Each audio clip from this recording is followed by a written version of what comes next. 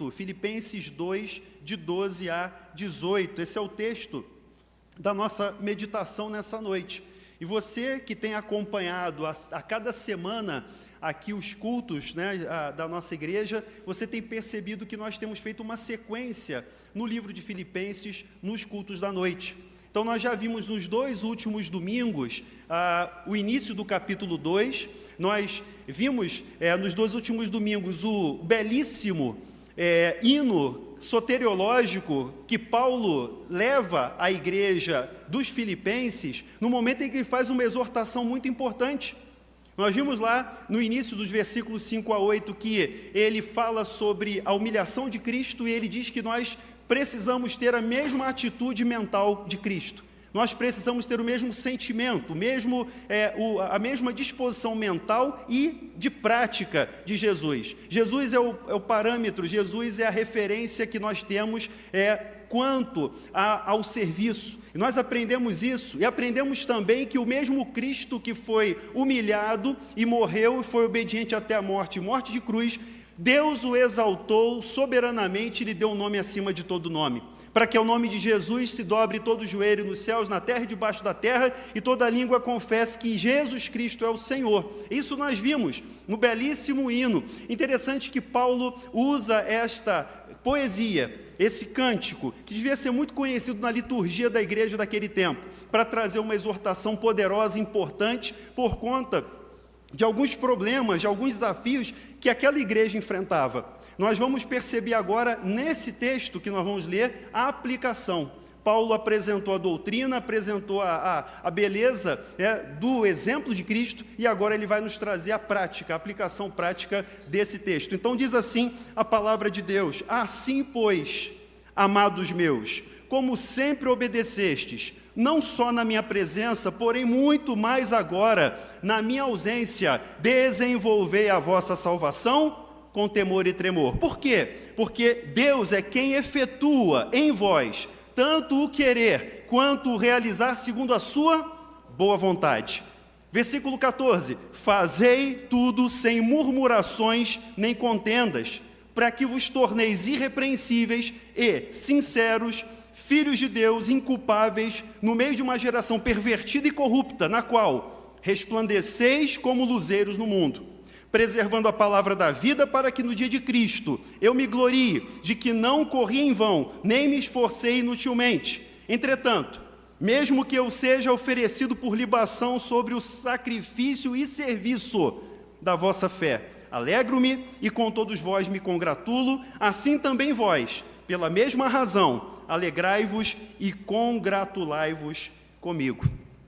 Esse é o nosso texto. Essa palavra, então, Paulo começa aqui com a conjunção assim, pois. Essa expressão, ela nos leva a uma aplicação prática, a uma conclusão. Então, ele apresenta a doutrina, ele apresenta aquele primeiro momento, ele fala de Cristo, ele mostra como Cristo nos ensina a servir a Deus com uma mente renovada, a mente de Cristo, foi o que nós vimos a semana retrasada, como Deus o exaltou soberanamente. E agora, irmãos, o que nós fazemos com essas verdades? Assim, pois, Paulo começa indicando que vai fazer uma aplicação prática desse tema teológico que ele vem expondo até aqui. Ele mostra para a gente, então, que a realidade da igreja, o momento que a igreja vive, precisa de uma exortação. E a exortação de Paulo, ela tem a ver com o orgulho dos filipenses. E você vai perceber que o capítulo 2 começa falando sobre isso. Nós já conversamos sobre esse ponto, quando ele diz que ninguém deve se considerar superior ao outro. Nós não devemos cuidar das nossas coisas ou achar que nós devemos tomar vantagem, pela nossa posição, pela condição que nós temos. E Cristo, sendo Deus, não usurpou, ele não se apegou a isso, ele não usou a condição dele de Deus, mas a si mesmo se esvaziou, ele não teve por usurpação ser igual a Deus, portanto, esse é o exemplo que nós devemos seguir. Então, o apóstolo Paulo, ele vai nos mostrar agora o caminho da maturidade. A partir desse momento, ele vai nos apresentar o caminho do desenvolvimento espiritual, do crescimento espiritual, da maturidade. Eu quero convidar vocês a meditarem comigo nessa noite, nesse texto, levando em consideração o tema chamados para servir em maturidade. Chamados para servir em maturidade. Eu quero, em três tópicos aqui, dividir com vocês esse texto que nós acabamos de ler. E a primeira verdade que nós podemos tirar desse texto é que o chamado para servir em maturidade é um chamado para obedecer e crescer. Então, o chamado para servir em maturidade, qual é o tema desse ano em que nós estamos trabalhando, hein? Vocês lembram? Maior é o que serve. Lembrei, maior é o que serve. Então, para nós servirmos, nós temos que amadurecer. E amadurecer segundo a mente de Cristo. Então, primeiro ponto que o texto nos ensina, que o chamado para servir em maturidade é um chamado para obedecer e para crescer. O versículo 12, na primeira parte, diz: como sempre obedecestes, não só na minha presença, porém muito mais agora na minha ausência. Veja, obedecer sem ver é sinal de maturidade. Nós cantamos um hino agora, um cântico agora, que fala dessa caminhada pela fé. Pela fé, nós, mesmo não vendo, nós cremos e nós servimos e caminhamos e seguimos como peregrinos até o destino que Deus preparou para a gente. Obedecer sem ver é sinal de maturidade. Os homens e mulheres de Deus que viveram pela fé, obedeceram à voz de Deus, mesmo que eles não pudessem ver a concretização das promessas de Deus. Paulo está falando: vocês sempre obedeceram na minha presença, agora muito mais na minha ausência. Então, muitas vezes, meus irmãos, nós somos desafiados a obedecer à vontade de Deus, a crer naquilo que Deus fala para a gente, mas nós não estamos vendo. Nós não vemos o fruto, o resultado, porque o que Deus faz, às vezes, vai demorar um tempo. O fruto da obra, assim como Jesus lá, nós vimos em Isaías 53, que o profeta diz que ele verá o fruto do penoso trabalho da sua alma e se alegrará. Isso levou um tempo para acontecer. Jesus passou também por um processo, Jesus passou também, na sua caminhada de humilhação, ele foi obediente e ele cumpriu aquilo que Deus tinha proposto para ele realizar. Então veja, lá em Hebreus, no capítulo 11, naquela chamada Galeria da Fé, eu queria que vocês lessem comigo os versículos 8 a 10. Hebreus, capítulo 11, versículos 8 a 10. Só o testemunho de Abraão, que eu queria que vocês lembrassem comigo. Hebreus, capítulo 11, diz assim nos versículos 8 a 10. Pela fé, Abraão, quando chamado, o que ele fez? Obedeceu, a fim de ir para um lugar que devia receber por herança, e partiu sem saber aonde ia. Pela fé, versículo 9, peregrinou na terra da promessa como em terra alheia, habitando em tendas com Isaque e Jacó, herdeiros com ele da mesma promessa. Versículo 10, porque aguardava a cidade que tem fundamentos, da qual Deus é o arquiteto e edificador. Pela fé, Abraão, quando chamado, obedeceu. Obedeceu sem ver. Então, a primeira lição que nós tiramos desse texto, o primeiro aprendizado que Paulo nos traz é que nós também, para a nossa vida, para a nossa maturidade espiritual e para o serviço a Deus, nós precisamos obedecer, muitas vezes sem ver. Muitas vezes sem ver a realidade já concretizada, mas nós caminhamos pela fé. Nós não andamos pelo que vemos. O justo viverá da fé. E nós caminhamos com essa expectativa. O apóstolo Paulo mostra para a gente que a obediência, ela é necessária, ela é um marco da maturidade. Além de obedecer sem ver, nós também somos desafiados a obedecer sem sermos vistos. Então, primeiro, obedecer sem ver. Segundo, obedecer sem ser visto. Como é que é aquele ditado? Deixa eu voltar aqui para pegar um ditado que eu anotei aqui. O olho do dono é que engorda o boi. Não tem um ditado assim? Não é assim? É o olho do dono que engorda o boi? Oi? O porco? É o porco. Tem essa versão do porco também? Tem a versão. Como é que, reverendo, como é que é em Anápolis? Goiás é boi. É boi. Então é o boi. É isso. E tem essa versão do porco também. Então, veja, o olho do dono, o que significa esse ditado popular, né, muito conhecido? É que é o olho do dono que faz as coisas funcionarem, né? Quando o patrão está perto, quando o patrão está vigiando, o empregado trabalha com mais afinco, ele se dedica mais, mas Paulo está mostrando para a gente que maturidade é obedecer sem sermos vistos. Obedecer sem sermos vistos. Quando ele escreve aos Efésios, lá no capítulo 6 da carta de Paulo aos Efésios, e ele está falando das regras da casa, ele trata dos servos e senhores. E ele reprova uma atitude que era muito comum naquela época, naquele regime de escravidão, que era o que o Paulo chama de oftalmo doulian, que é oftalmo, a gente sabe, né? Oftalmologista, oftalmo ver. Doulian é serviço, é servir. Então, o que é essa ideia que ele reprova? Ele vai mostrar aqui no texto para a gente, Efésios capítulo 6. Era aquele escravo que servia para ser visto. Ele servia bem quando estava sendo visto por seu senhor, por seu patrão. Então, a verdadeira maturidade nos leva a servir sem sermos vistos. O texto que eu citei é de Efésios capítulo 6, versículos 5 a 8. Vamos ler juntos? Efésios capítulo 6, versículos 5 a 8. Diz assim o apóstolo Paulo, escrevendo aos servos, e ele diz: quanto a vós outros servos, obedecei a vosso Senhor segundo a carne, com temor e tremor, na sinceridade do vosso coração, como a quem? Como a Cristo. Não servindo à vista, oftalmo doulian, não servindo à vista, como para agradar a homens, mas como servos de Cristo, fazendo de coração a vontade de Deus. Servindo de boa vontade, como a quem? Como ao Senhor, não como a homens. Certos de que cada um, olha só, certos de que cada um, se fizer a coisa boa, receberá isso outra vez do Senhor. Seja servo, seja livre. Quer seja servo, quer livre. Ou seja, como Jesus é o Senhor de todos, como Ele está acima de todos, Ele recebeu esse nome acima de todo nome, nós servimos a Ele, qualquer que seja a nossa condição. Então nós servimos sem ver, muitas vezes, e nós servimos sem sermos vistos. Paulo encoraja os filipenses que obedeçam mesmo na sua ausência. Nós sabemos que Paulo estava na prisão nesse tempo. A carta aos Filipenses é uma das cartas da prisão.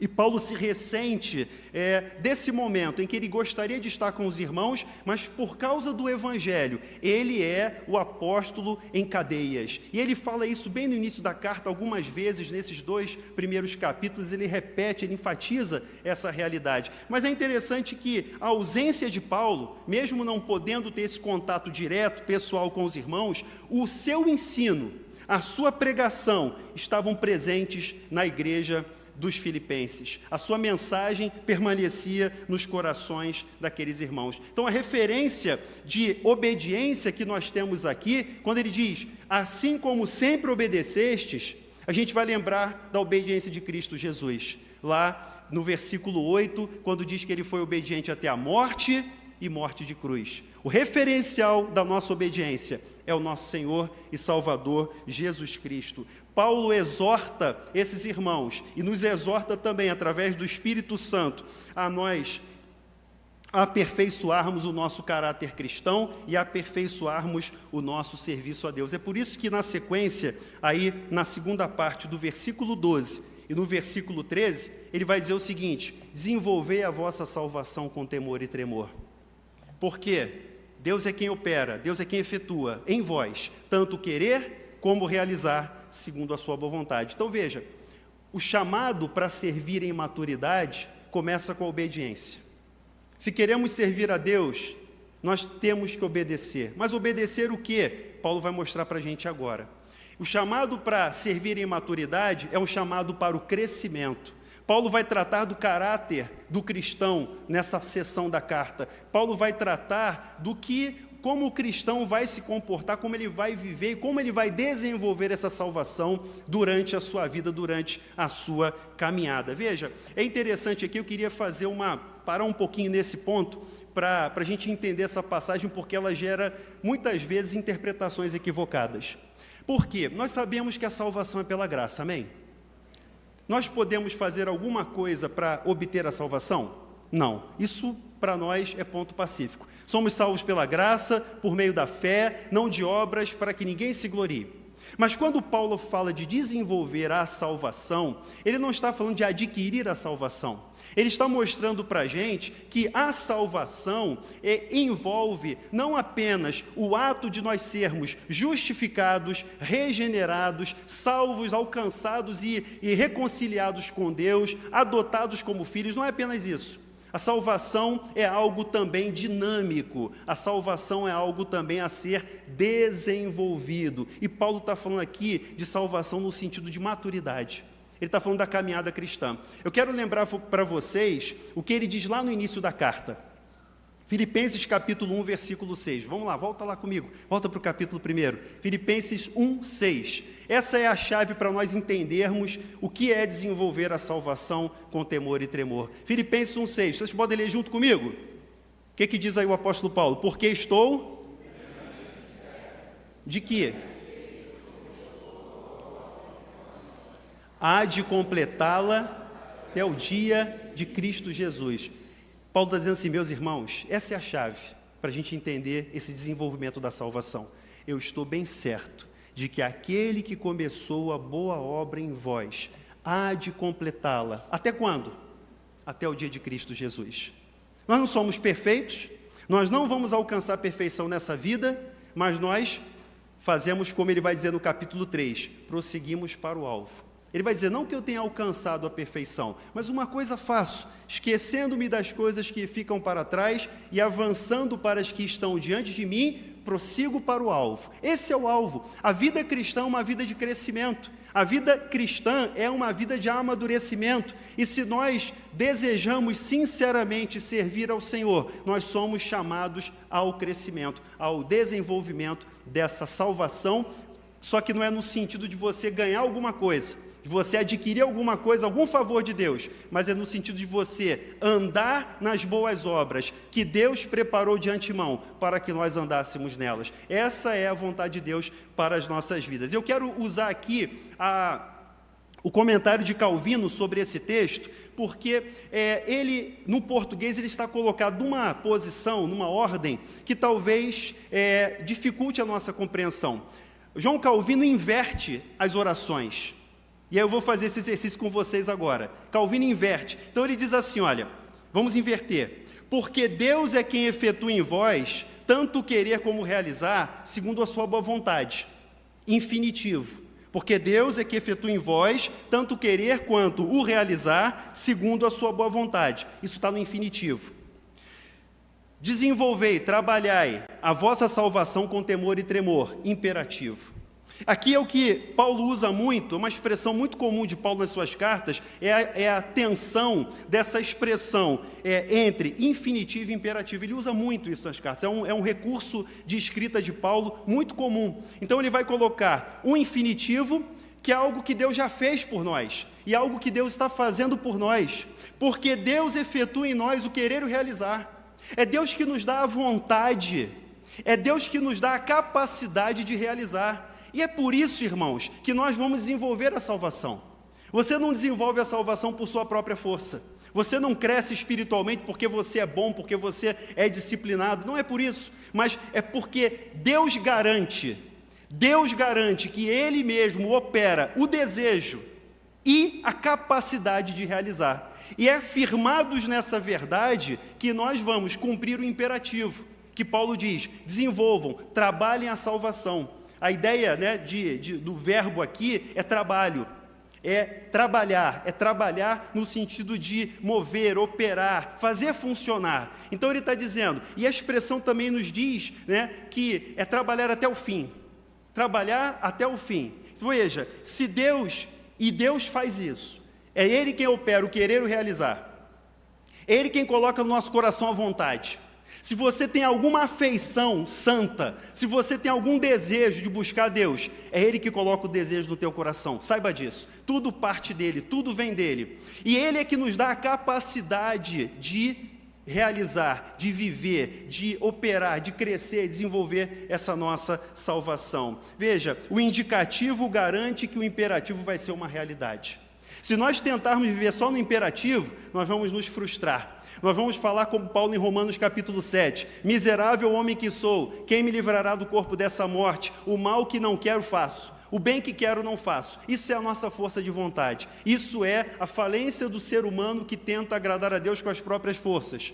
Mas Paulo mostra que, com base nesse infinitivo, nessa verdade de Deus, do que Deus faz em nós, é que nós temos a convicção de que o querer e o realizar vem dele, e por isso nós cumprimos, obedecemos e cumprimos o imperativo. Trabalhem a salvação, desenvolvam a salvação. Reconhecer que Deus é quem dá forças para essa obra não vai enfraquecer o peso do imperativo, porque tem gente que vai dizer o seguinte: meu irmão, uma vez salvo, salvo para sempre. Estou tranquilo, estou garantido, né? Eu sou eleito, sou predestinado, deixa eu descansar aqui no meu berço esplêndido. Não, a tensão sempre vai existir. Você tem a verdade de que nós somos salvos pela graça, mas você tem também a verdade que Deus preparou boas obras para que nós andássemos nelas. Você tem a verdade de que Ele efetua o querer e o realizar, mas a verdade que eu e você precisamos desenvolver essa salvação, desenvolver a nossa vida espiritual. Igreja da Gávea, Deus quer nos levar além. Amém? Ih, esse amém foi fraco. Amém. Vamos lá, vou falar de novo. Igreja da Gávea, Deus quer nos levar além. Amém. Aquele que começou a boa obra em nós é fiel para completá-la até o dia de Cristo Jesus. Amém. Essa é a nossa confiança, meus irmãos. Deus vai completar a obra que Ele começou na minha vida e na sua vida. Marcelo, eu sou imperfeito. Pega a senha e entra na fila, porque todos nós somos. Eu sou incapaz, todos nós. Sem a mão poderosa de Deus, nós não podemos fazer nada. A pergunta que se segue é: vamos obedecer? Vamos realizar? Vamos abraçar essa verdade e fazer aquilo que Deus quer que a gente faça? Essa é a pergunta que se segue. A verdade está aqui, está bem evidente para nós. Deus efetua, Deus faz a vontade e a capacidade. E agora, o que eu faço com essa verdade? Eu vou abraçar com todas as minhas forças, e eu vou realizar, eu vou desenvolver, eu vou confiar que Deus vai cumprir a obra dele em nós. Mas Marcelo, como é que isso vai acontecer? Quais são os passos práticos que nós vamos seguir para esse nosso crescimento em maturidade e para o serviço em maturidade? Talvez alguém esteja perguntando assim: o que esse texto tem a ver com serviço? Você viu a palavra serviço do versículo 18, e ela não está colocada ali à toa, mas deixa para daqui a pouco, a gente vai chegar lá. Serviço, Paulo vai chegar nesse ponto mais à frente. Ele vai mostrar que a maturidade que Deus quer para nós é uma maturidade para o serviço, para a vida cristã e para o serviço cristão. Então veja, quais são os passos, Paulo? Ele vai mostrar como é que essa santificação é desenvolvida. Isso você vai ver a partir do versículo 14, e agora no segundo ponto, na segunda seção, dos versículos 14 até o 16. O chamado para servir em maturidade é um chamado para a santificação. Segundo ponto, o chamado para servir em maturidade é um chamado para a santificação. O que diz o versículo 14? O que ele diz aí? Fazei tudo sem murmurações nem contendas. Murmurações e contendas. Paulo está especificando dois pecados que estremeciam os relacionamentos da igreja de Filipos. Dois pecados. Meus irmãos, murmurações são reclamações. E contendas são litígios. Provavelmente os irmãos estavam levando os seus irmãos da igreja para os tribunais. Olha que coisa triste, olha que situação desagradável, que vergonha para o evangelho, quando um cristão tem que levar o outro para o tribunal, ou quando um cristão coloca o outro exposto publicamente a uma situação de vergonha, de vexame. Sabe, Deus aqui nesse caso, nesse texto, nesse contexto de Filipos, murmurações e contendas. Aqueles irmãos viviam uma realidade em que eles murmuravam, reclamavam uns dos outros. E essas duas palavras, murmurações e contendas, eu acho que já veio à sua mente alguma coisa lá do Antigo Testamento. Não veio? Alguma coisa do Antigo Testamento? Veio. Claro, Êxodo, né? Lá no livro de Êxodo, quando o povo de Israel está caminhando no deserto, você vai ver o tempo todo. E o povo murmurou contra Moisés. Moisés não tinha Não havia lá no Egito cemitério suficiente, você trouxe a gente para morrer aqui nesse deserto? Moisés, acabou a água. Moisés, a gente está com fome. A gente quer pão.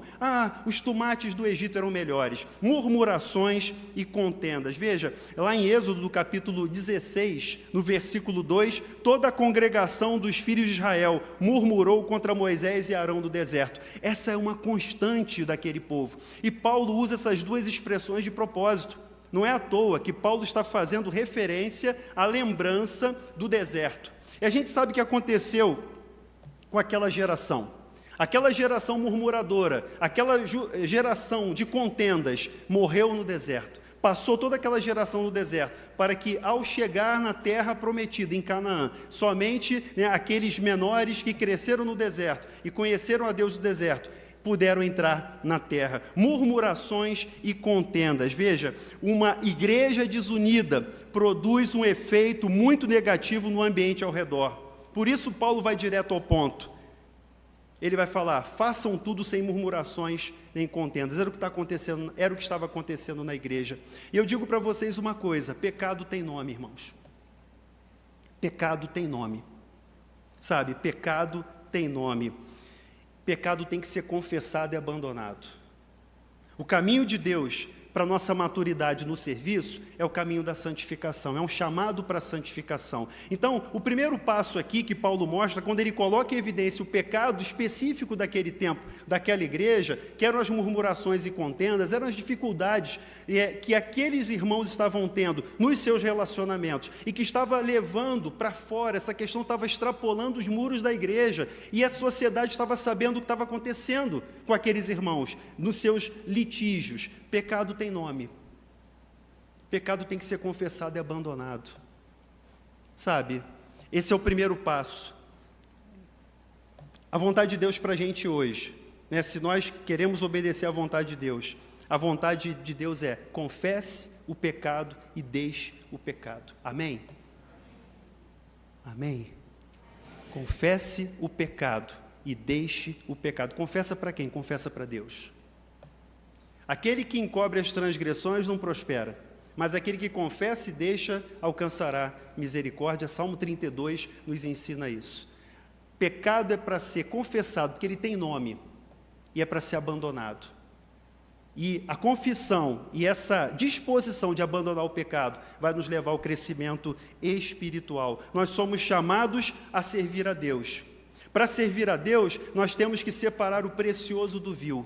Lembra a fala de Deus para o profeta Jeremias? Queria que vocês lessem comigo Jeremias capítulo 15, versículo 19. Jeremias capítulo 15, versículo 19. Escuta só o que diz a palavra do Senhor.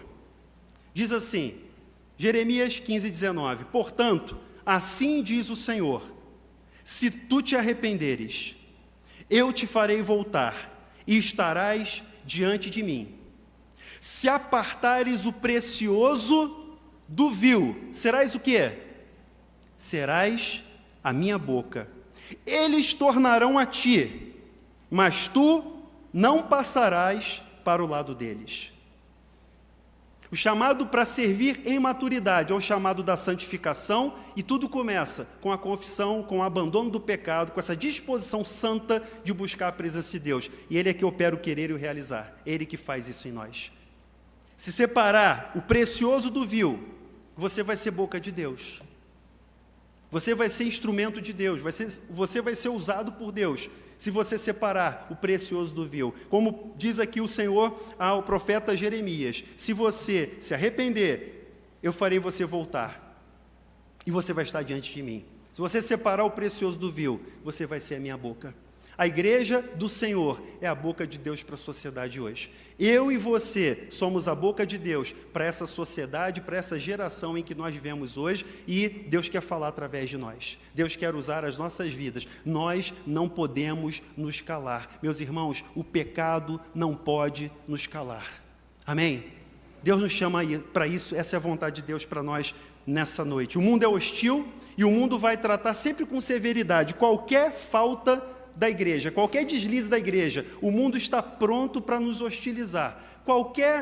Imagina aqui nesse bairro onde nós estamos, qualquer deslize da igreja da Gávea vai ser alvo do ataque, da hostilidade da sociedade. Eles estão prontos para isso. Cabe a nós buscarmos a santificação e nos encorajarmos a esse testemunho público. Vamos ao versículo 15, seguindo os passos que Paulo nos ensina. Versículo 15: para que vos torneis irrepreensíveis e sinceros, filhos de Deus inculpáveis, no meio de uma geração pervertida e corrupta, na qual resplandeceis como luzeiros no mundo. Eu quero começar com a expressão no meio. Veja só, no meio de uma geração. Deus nos colocou no meio, Deus nos colocou nesse bairro, Deus nos colocou nessa cidade, Deus nos colocou aqui nesse lugar onde Deus nos levar, para que nesse contexto, mesmo de resistência, de hostilidade ao Evangelho, nós possamos resplandecer a sua palavra, resplandecer a sua luz. Jesus, quando ora pelos discípulos, lá em João capítulo 17, como é que Jesus pede a Deus? Diz assim: Pai, não peço que os tires do mundo, mas que os livres do mal. João capítulo 17, versículo 15. Pai, eu não peço que o Senhor os tire do mundo. Deus nos colocou nesse mundo para sermos a boca de Deus, para sermos o testemunho de Deus. Então nós estamos no meio de uma geração pervertida e corrupta. Novamente, Paulo recorre ao Antigo Testamento. Aqui ele está parafraseando Deuteronômio capítulo 32, verso 5. Não precisa ler, mas deixa para o dever de casa. Deuteronômio 32, 5. Ele está parafraseando a realidade do próprio povo de Israel. Uma geração pervertida e corrupta, de dura cerviz, que resistia à vontade de Deus. E Paulo está mostrando que a igreja está no meio dessa geração, mas ela não pertence a essa geração e nem pertence a esse povo. Nós somos desafiados a viver nesse ambiente hostil, e isso requer de nós coragem para nós nos posicionarmos. Requer coragem da igreja, de nós, de nos posicionarmos diante da hostilidade do mundo. Lembra de Daniel e os seus amigos?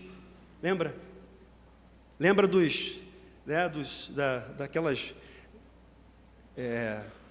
daqueles pratos deliciosos oferecidos lá na Babilônia?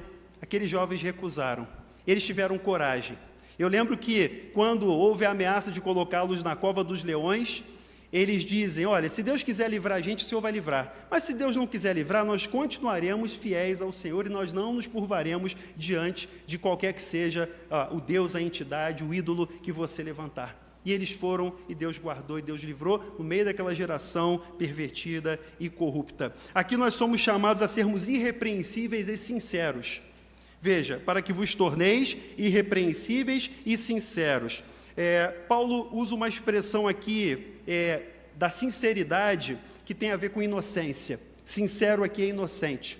Eu me lembro de Romanos 16, 19. Lembra? Tem até uma música, né? Romanos 16, 19 diz. Lembra? Vocês não lembram dessa música? Sejam inocentes para o mal, sejam excelentes para o bem. Deus nos chama, irmãos, para sermos excelentes para o bem. Romanos 16, 19. Sejam excelentes para o bem e inocentes para o mal. Essa é a nossa vocação. Irrepreensíveis, inocentes, sinceros, simples como as pombas, prudentes como as serpentes. Esse é o nosso chamado nessa geração. Inculpáveis. Então, irrepreensíveis, sinceros, inculpáveis, ou seja, sem ter do que nos envergonhar, sem ter qualquer vexame, qualquer coisa para a gente desejar esconder. Irrepreensíveis, sinceros e inculpáveis, filhos de Deus. A nossa identidade não pode ser esquecida. O desenvolvimento da nossa salvação exige que a cada dia nós lembremos quem nós somos. Sabe, quando o pecado bater a porta, você e eu precisamos nos lembrar que nós somos filhos de Deus. Nós somos filhos de Deus, nós somos amados por Ele, nós fomos resgatados, comprados, e Ele opera em nós o querer e o realizar. É Ele quem desenvolve essa maravilhosa salvação e santificação. Por fim, Ele fala dos luzeiros. Ele fala dos luzeiros. Jesus fala também dessa metáfora lá em Mateus, no capítulo 5, no Sermão do Monte. Ele diz: não se pode esconder uma cidade edificada sobre o monte. Se a gente anda aqui na orla, dá para ver ali o Vidigal, não é? Chegando ali na Niemeyer, dá para ver o Vidigal. E à noite você vê aquelas luzes acesas. Não dá para esconder uma cidade edificada sobre o monte. Assim também a nossa luz deve brilhar diante dos homens. Para quê? Para que eles vejam as boas obras e glorifiquem não a gente, não o nosso nome, mas o nome do Senhor. E deem glória a Deus, porque é Ele que faz todas essas coisas. Aqui nós somos chamados de portadores da luz, nós somos luzeiros. Fechando esse ponto, ele diz, preservando a palavra da vida, para que no dia de Cristo eu me glorie de que não corri em vão, nem me esforcei inutilmente. Preservando aqui é mostrando. É como se eu e você estivéssemos carregando essas tochas, é como se eu e você estivéssemos carregando essas lamparinas, e a palavra de Deus é luz, pregando e vivendo, segurando firme a mensagem apostólica, levando à frente a palavra da vida, que é o Evangelho de Cristo, que deve ser aplicado às nossas vidas todos os dias. E aí Paulo retoma aquela expressão do início. Lembra de Filipenses 1,6? Estou certo de que aquele que começou a boa obra há de cumprir, há de completá-la até o dia de Cristo Jesus. Paulo relembra do dia de Cristo, para que no dia de Cristo ele possa se orgulhar, não um orgulho pessoal de Paulo, mas ele possa se alegrar, porque ele não trabalhou em vão, porque ele não agiu, não serviu em vão. No dia de Cristo, todos nós vamos nos alegrar. No dia de Cristo nós vamos celebrar, porque é o dia da vitória do Senhor. Assim como Deus o exaltou soberanamente e lhe deu um nome acima de todo nome, nós também, irmãos, reinaremos com Cristo. Nosso trabalho no Senhor não é em vão. Quando Paulo encerra aquele grande capítulo da ressurreição, em 1 aos Coríntios, lá no versículo 58 do capítulo 15, ele diz, portanto, meus amados irmãos, veja, se nós já entendemos tudo isso sobre a ressurreição, ele diz, sejam firmes e constantes, sempre abundantes na obra do Senhor, sabendo que no Senhor o vosso trabalho não é em vão. O nosso trabalho no Senhor não é em vão, e ao final, no dia de Cristo, nós haveremos de receber o nosso galardão, a nossa herança, a promessa que vai ser cumprida. Venham, benditos do meu Pai, venham, entrem na posse, entrem na alegria, no reino, naquilo que Deus tem preparado para a gente. Por fim, irmãos, chegando aqui ao último ponto, versículos 17 e 18. A terceira lição que nós aprendemos desse texto é que o chamado para servir em maturidade, o chamado para servir em maturidade é um chamado para entrega total. Chamado para servir em maturidade é um chamado para uma entrega total. Versículo 17, Paulo diz o seguinte, entretanto, mesmo que eu seja oferecido por libação sobre o sacrifício e serviço da vossa fé, alegro-me e com todos vós me congratulo. Paulo está falando de um nível de maturidade que nós somos chamados a buscar, que nos leva aqui a uma entrega total, a uma entrega completa. Sabe, muitas vezes nós queremos ter reservas, muitas vezes nós queremos servir a Deus, mas nós queremos impor condições, nós queremos colocar reservas, cláusulas, como se Deus estivesse fazendo um contrato com a gente. Paulo está dizendo, meus irmãos, ainda que eu seja oferecido por libação, libação aqui é um sacrifício de louvor, libação aqui é uma oferta agradável a Deus, por libação sobre o sacrifício e serviço, liturgia, serviço, liturgia da vossa fé, eu me alegro. Então Paulo entendia e ele nos chama a isso, o chamado ao serviço, o chamado a servir em maturidade, é um chamado para uma entrega total. Não tenha reserva no teu coração, não reserve um espaço para você, porque você não tem mais esse direito. Você é de Cristo, você pertence a Ele, você foi comprado pelo sangue precioso de Jesus Cristo, então você é dele, tudo é dele, toda a nossa vida pertence a Ele, Ele é o nosso Senhor. Então, o chamado para entrega total. Paulo está aqui se ressentindo da sua ausência. Aquela ausência que era temporária, lá no versículo 12, agora se aproxima de uma ausência definitiva. O versículo 18 fala de uma separação definitiva. Entretanto, mesmo que eu seja oferecido por libação, e sobre o sacrifício e serviço da vossa fé, Paulo sabe que ele estava preso. Aquela ausência temporária agora seria definitiva, porque Paulo está perto da morte, ele sabe disso. A morte se aproxima, mas ele sabe que na presença de Deus, na vontade de Deus, no chamado de Deus, não há tristeza. Ele diz que se alegra e ele se congratula com os irmãos. Por quê? Porque ele sabe que cumpriu a vontade de Deus. O chamado para servir em maturidade é um chamado para o serviço sacrificial. Não foi isso que Jesus fez? E nós lemos no hino soteriológico, porque ele obedeceu, ele se esvaziou, ele se sacrificou, foi obediente até a morte. Jesus não teve reservas para salvar a gente. Jesus não teve reserva para nos comprar, para nos ganhar. Paulo sabe disso, Paulo já está na reta final, mas ele tem alegria. E o versículo 18 é um convite à alegria. Assim também vós, pela mesma razão, alegrai-vos e congratulai-vos comigo. Uma carta que poderia ser uma carta de despedida muito triste, é uma carta da alegria. Filipenses é a carta da alegria. Paulo preso, eu acho que a tortura psicológica que talvez ele sofresse naquele tempo da prisão, né? Será que vai ser hoje a execução? Será que vai ser amanhã? Eu acho que essa angústia mental, né, do momento da sua execução podia ser algo muito perturbador para qualquer ser humano. Mas Paulo diz que ele se alegra, ainda que ele seja oferecido como libação. Ele se alegra e ele nos convida também a nos alegrarmos com ele. Veja, se Paulo se alegra, os filipenses também devem se alegrar com ele, e nós, que também somos destinatários dessa palavra, somos convidados, somos também chamados a nos alegrarmos com ele e com o Senhor, ainda que haja, né, momentos de sacrifícios nas nossas vidas. É um sacrifício de louvor, é um sacrifício agradável a Deus. É algo que talvez a gente espontaneamente não deseje, né? Ninguém aqui gosta de sofrer, ninguém aqui tem essa tendência de querer buscar o sofrimento.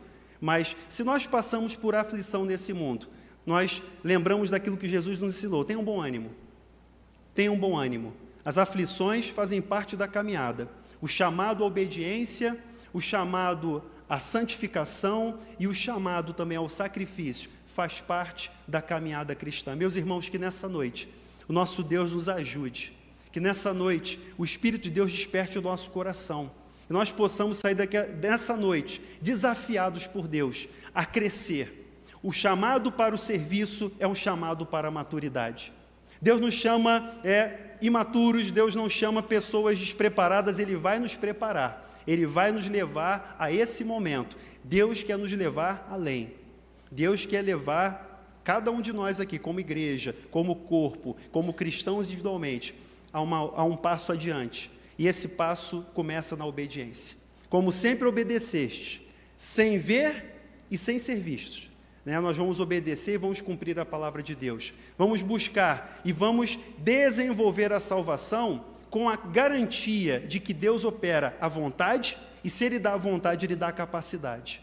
Nós somos também chamados a renunciar ao pecado, sabe? Renunciar ao pecado, esse é o chamado. Confessar, abandonar, confiar que Deus perdoa e não voltar mais, não retornar mais. Separar o precioso do vil, para sermos a boca de Deus nessa terra, nessa geração. Sempre empunhando, levando adiante a luz do Evangelho.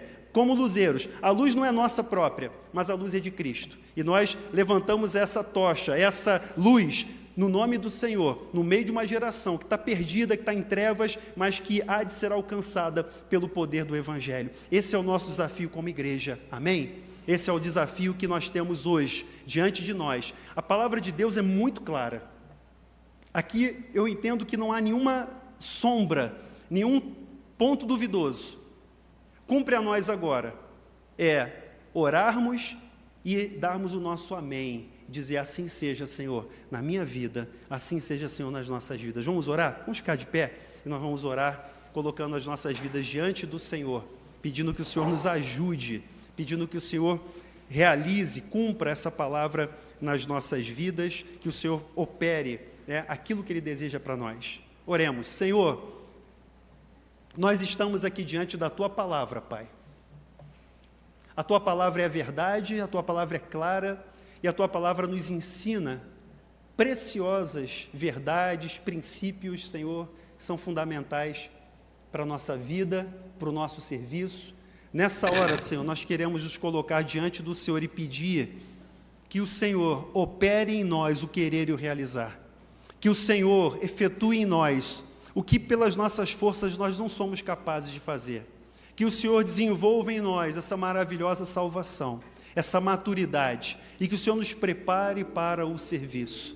Senhor, nos ajuda nessa noite, que possamos sair daqui, ó Deus, desafiados, Pai. Ó Deus, que possamos sair daqui nessa noite com esse desejo ardendo no nosso coração, de buscarmos a Tua presença, de crescermos espiritualmente, de sermos santificados pelo Teu Espírito e de sermos úteis, bênçãos para esse tempo, para essa geração, dentro da igreja e na nossa sociedade hoje. Que o Senhor nos levante hoje, ó Deus, como uma voz profética nesse tempo, para proclamar a verdade do Evangelho, para falar a verdade, para que o Teu nome seja glorificado. Nós oramos confiantes que o Senhor há de cumprir tudo aquilo que o Senhor determinou para as nossas vidas. O Senhor que começou a boa obra em nós, há de completá-la até o dia de Cristo Jesus. Oramos assim, confiantes, em nome de Jesus. Amém e amém.